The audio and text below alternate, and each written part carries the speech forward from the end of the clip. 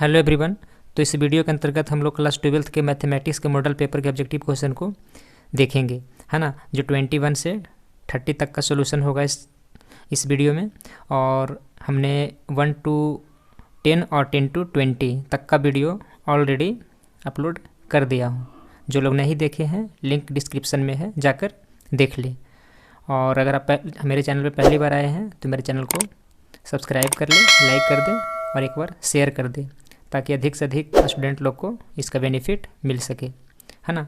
तो चलिए बिना टाइम वेस्ट हम लोग इसे शुरू करते हैं।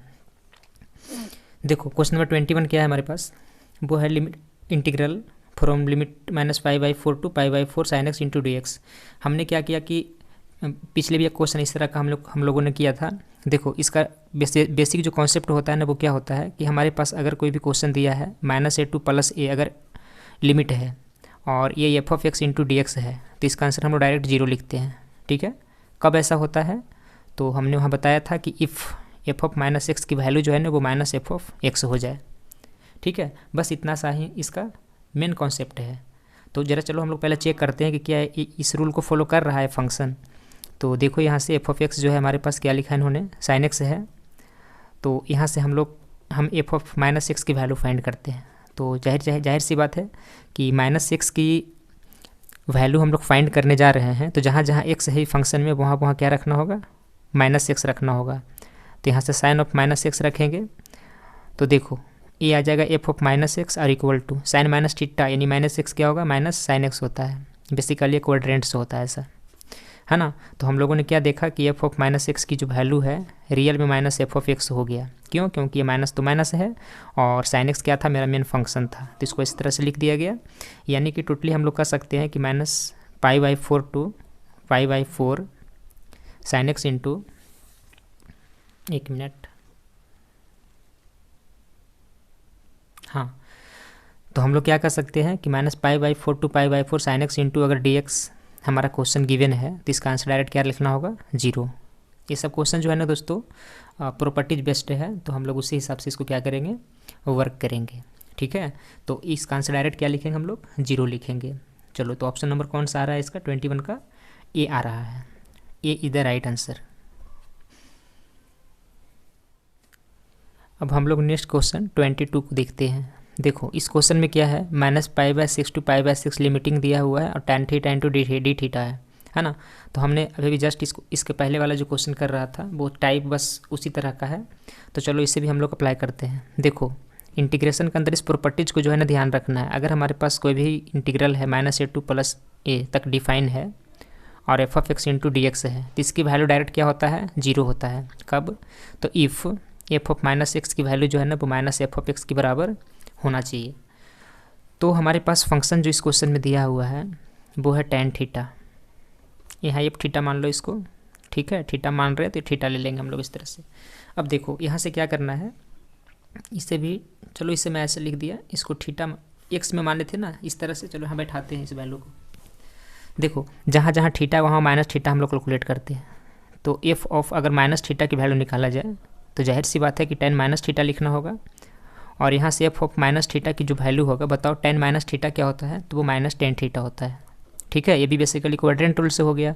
अब देखो अब यहाँ से क्या करना है, -f ऑफ, सॉरी यहाँ प्लस, यहाँ कुछ नहीं होगा, ये -θ चल रहा था ना। -θ की जो वैल्यू है ये कितना जाएगा, माइनस, और पता है tan θ हम लोग किसको लेट किए थे, f θ को, तो आ जाएगा f θ।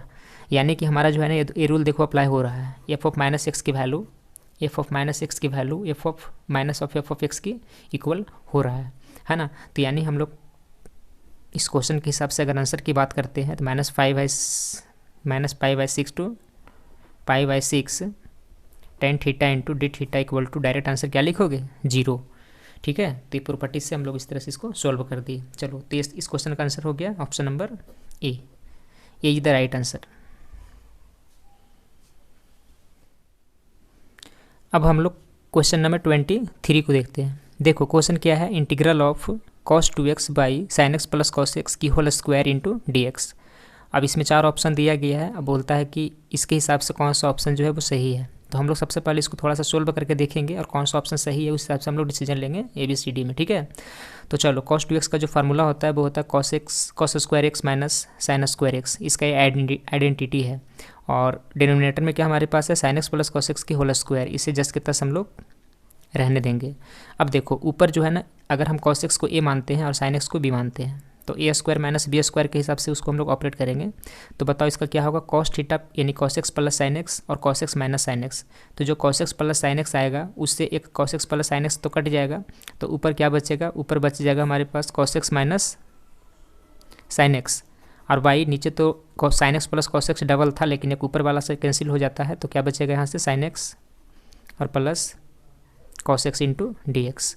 ये हो गया हमारे पास इतना काम। अब यहाँ से लगा दो सब्स्टिट्यूशन, पुट क्या करना होगा, sine x plus cos x equal to, अगर हम लोग टी लेट करते हैं तो इसका डिफ्रेंशिएशन कितना होता है, साइन का क्या होता है cos x और माइनस cos का होता है साइन एक्स, और into d x is equal to कितना हो जाएगा dt। अब इस वैल्यू को हम लोग फंक्शन में पुट करते हैं। देखो cos x minus sine x into d x, cos x minus sine x into d x, ठीक है, पूरे क्या है dt की इक्वल है।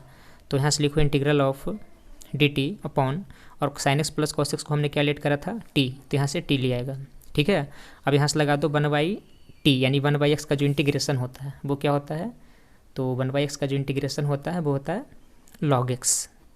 तो यहाँ से लिखना है log t, या प्लस क्या होता है कांस्टेंट के रूप में c चाहे k।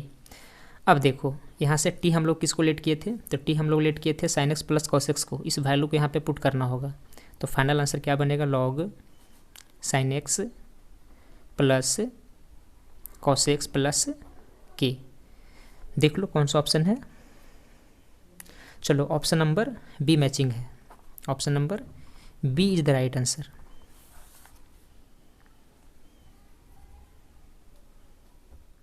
क्वेश्चन नंबर 24 क्या है, integral of ax square plus bx plus c into d x. अब इसे इंटीग्रेट करना है, ये तो बहुत ही आसान क्वेश्चन है। देखो ax स्क्वायर का अगर हम लोग इंटीग्रेशन करते हैं तो ये यहाँ पे कांस्टेंट है, और x स्क्वायर का जो होगा कितना होगा, तो वही x की पावर n प्लस 1 और बाई n प्लस 1 का जो रूल लगाते थे, तो यहाँ से आ जाएगा x³ बाई 3 प्लस यहाँ से आ जाएगा बी स्क्वायर बाई 2 और प्लस सी का कितना जाएगा cx, और प्लस के कांस्टेंट ऐड होता है। तो ये जो है ना इस क्वेश्चन का फाइनल आंसर होगा, जो कि ऑप्शन कौन सा है, बी मैचिंग है।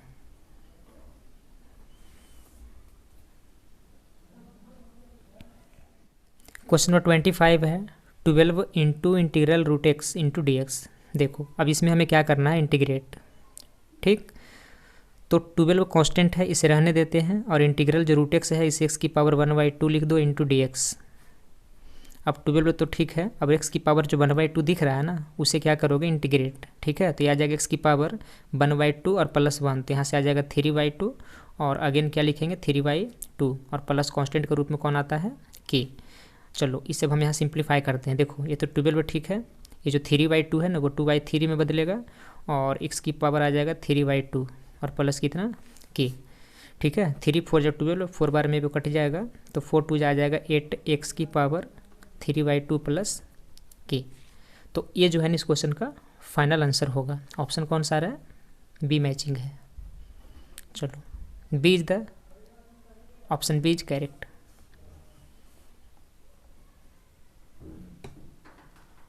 क्वेश्चन नंबर 26 है integral of 3dx upon √1 minus 9x square. देखो इसे क्या करना होगा, 3 इंटू डी एक्स। सबसे पहले इसे हम लोग इसकी इस फॉर्मेट में ले जाएंगे, क्या आएगा 1 माइनस जो 9x स्क्वायर है ना, इसे 3x की स्क्वायर मान लो, क्लियर। अब यहाँ से लगा दो सब्स्टिट्यूशन, तो पुट 3x इक्वल टू हम लोग यहाँ पे टी पुट करेंगे। तो अगर हम इसको डिफ्रेंशिएशन की बात करें तो आ जाएगा 3dx are equal to dt, clear. अब देखो 3dx इक्वल टू dt है, 3dx है। अब इस वैल्यू को हम इस इंटीग्रेशन वाले जो क्वेश्चन है उसमें पुट करते हैं, तो ये आ जाएगा dt अपॉन √ यहाँ से 1 और माइनस 3x को हमने क्या लेट करा था t, तो माइनस में कितना आएगा यहाँ से t स्क्वायर।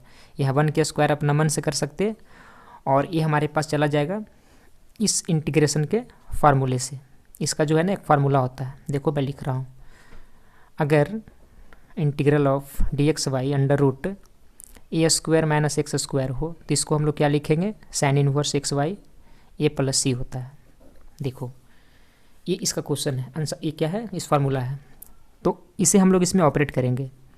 तो चलो लगाते हैं साइन इन्वर्स एक्स वाई है, एक्स की जगह पे कितना है टी, और बाई ए की जगह पे कितना है 1, तो 1 और प्लस क्या लेंगे कांस्टेंट के रूप में सी चाहे के, तो ऑप्शन में तो के चल रहा है सभी जगह, तो हम लोग इसको यहाँ पे के मान लेते हैं। ठीक है, अब देखो अब क्या करोगे यहाँ से, this implies sign inverse T है, तो यहाँ से रखो साइन इन्वर्स टी किसको माने थे हम लोग, टी हम लोग 3x को लेट किए थे, तो यहाँ से आ जाएगा 3x और प्लस कितना आएगा के। ठीक है, तो इस तरह से इस क्वेश्चन का ये आंसर हो गया। ऑप्शन कौन सा मैचिंग है, option c is correct, c matching है। तो ऑप्शन सी इस क्वेश्चन का आंसर हो गया। क्वेश्चन नंबर 27 है integral of dx upon 1 plus x square. देखो इसका एक फार्मूला है कि इंटीग्रल dx बाई अगर ए स्क्वायर प्लस एक्स स्क्वायर हो तो इसे हम लोग 1/a tan inverse x/a plus सी लिखते हैं। ठीक है, तो इसी फार्मूले को हम लोग इसमें डालेंगे। देखो सबसे पहले क्या करो, यहाँ से dx वाई, ये जो 1 है ना उसे 1 का स्क्वायर लिखते हैं, और प्लस जो एक्स स्क्वायर है उसको ऐसे। अब यहाँ से लगाते हैं इसका हम लोग आइडेंटिटी, यानी कि इसका फार्मूला। तो क्या होगा 1/a, तो 1 के जगह पर a के जगह पे कितना है 1 है, तो इसको 1/1 लिखेंगे, और into tan inverse x/a, tan inverse x/a होता है। ठीक है, देखो tan इनवर्स x/a, तो x की जगह पे कितना है x है, और a की जगह पे तो 1 है, और प्लस क्या लोगे कांस्टेंट k। तो हम लोग फाइनल आंसर क्या लिखेंगे इसमें, tan inverse x plus k। तो ये जो है ना इस क्वेश्चन का फाइनल आंसर हो जाएगा। ऑप्शन कौन सा मैचिंग है, ऑप्शन बी। तो option b is the right answer. Question number 28 है 1y sine square x into d x integral, यानी कि 1y साइन स्क्वायर एक्स को हमें इंटीग्रेट करना है। तो ये भी बहुत सिंपल क्वेश्चन है। देखो 1y साइन स्क्वायर एक्स का जो आइडेंटिटी होता है वो होता है cosec square x into d x, है ना, और कोसेक स्क्वायर एक्स का जो हम लोग इंटीग्रेशन पढ़े हैं वो होता है माइनस कॉट एक्स, और प्लस कांस्टेंट के है। ठीक है, तो इस तरह से option c is the correct answer.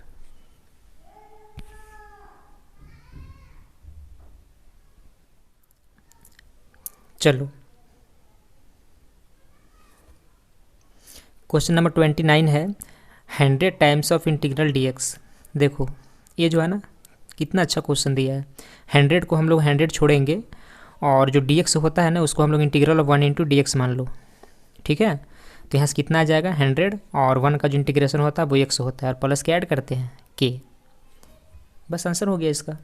Option number A is the right answer. इसका ऑप्शन ए जो है ना वो राइट आंसर होगा। ठीक है, क्वेश्चन नंबर 13 है integral of 4 to the power x into d x. देखो इसको अप्लाई करने के लिए क्या करना होगा कि इंटीग्रल है ना, यानी कि इस क्वेश्चन को इंटीग्रेट करना है, तो इसका हम लोग जो है ना ये वाला रूल अप्लाई करना होगा कि a की पावर x, देखो a क्या है यहाँ पे कांस्टेंट है, तो ये कांस्टेंट है, और x वेरिएबल है तो ये वेरिएबल है। तो a की पावर x इंटू अगर dx हमारे पास होता है तो इसका जो इंटीग्रेशन होता है वो होता है a to the power x by log a plus c। देखो ए इंटीग्रल का फार्मूला है, तो चलो इसे हम लोग इसमें अप्लाई करते हैं। तो क्या आएगा a to the power x, तो हमारे पास 4 टू द पावर x है, तो सबसे पहले 4 टू द पावर x लिखना होगा, और अपॉन क्या होता है log a, log और a का मतलब 4, तो यहाँ से log 4 लिखेंगे, और प्लस क्या आएगा कांस्टेंट c यहाँ पे होता है, बट हम लोग ऑप्शन के हिसाब चल रहे हैं तो वो के लेंगे। अब देखो इसे सिंप्लीफाई करो, सिंप्लीफाई किस तरह से करना होगा 4 टू द पावर x, और अपॉन ये जो log 4 है ना तो इसे हम लोग log 2 की पावर 2 लिख दो, प्लस के रहेगा। तो यहाँ से इसका जो फाइनल आंसर होगा तो क्या बनाओगे 4 to the power x upon 2 जो है ना log का प्रॉपर्टीज है कि वो आगे आ जाता है, तो कितना आ जाएगा 2 log 2 और प्लस के, है ना। तो ये इस क्वेश्चन का आंसर होगा। Option number D is matching.